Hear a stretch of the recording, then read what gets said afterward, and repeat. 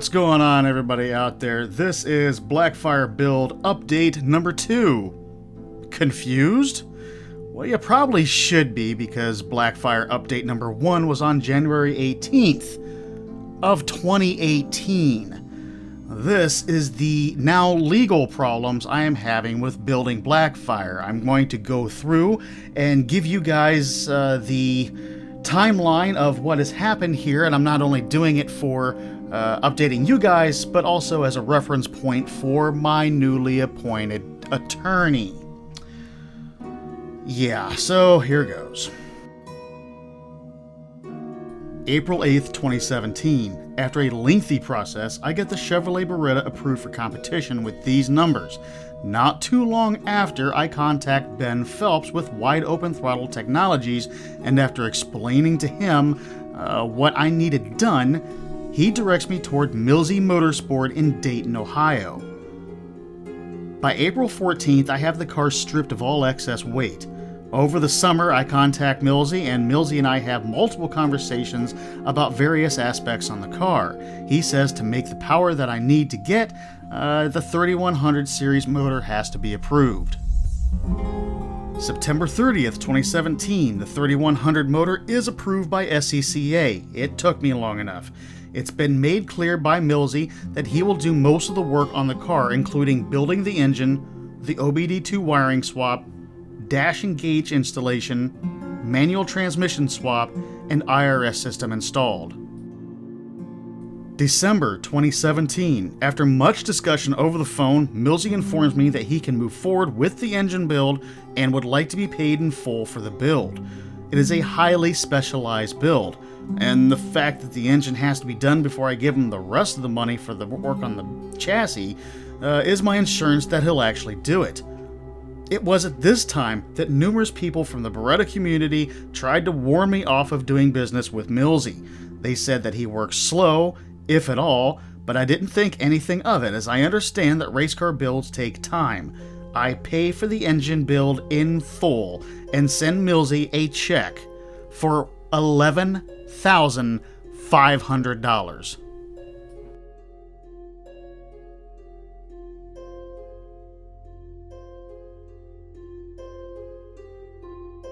January 11th, 2018. Cardi Race Cars finishes up a beautiful SCCA spec roll cage in the car.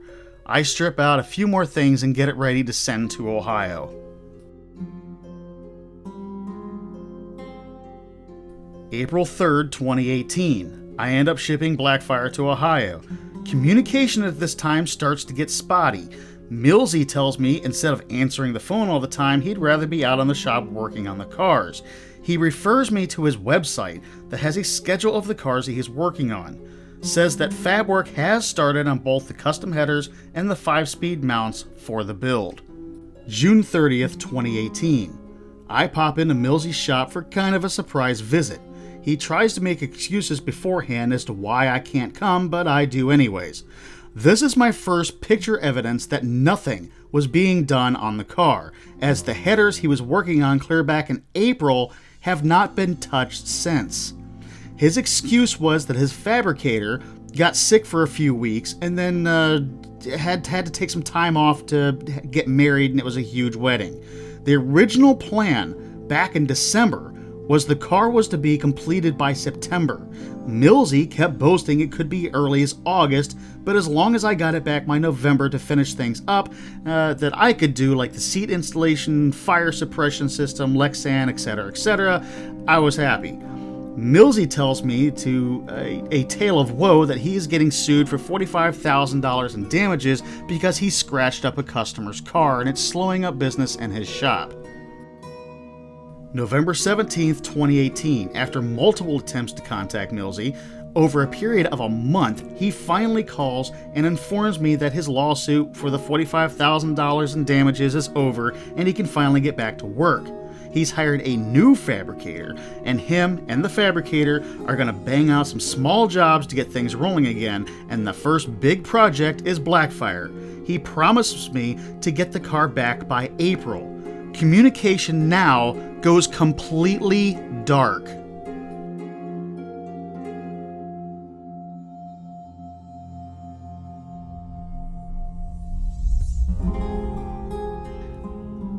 April 7th, 2019.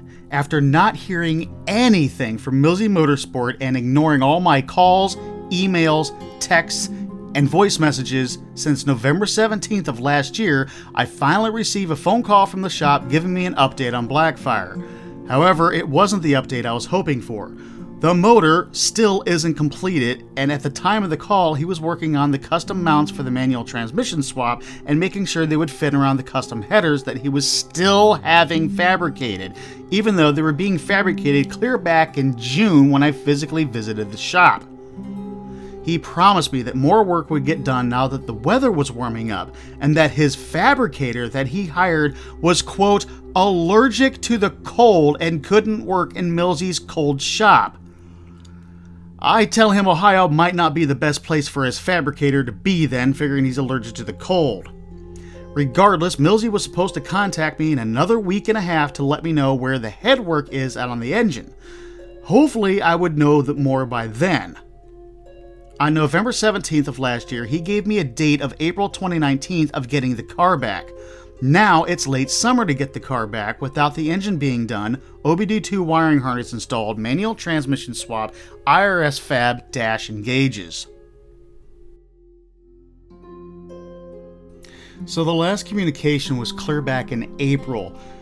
The only other communication we've had in the middle has been him just with a snide remark on his schedule that he referred me to a long time ago, stating again that he didn't answer texts after I text him to tell him, since he won't answer his phone or emails, to button up the car. I want the car physically back.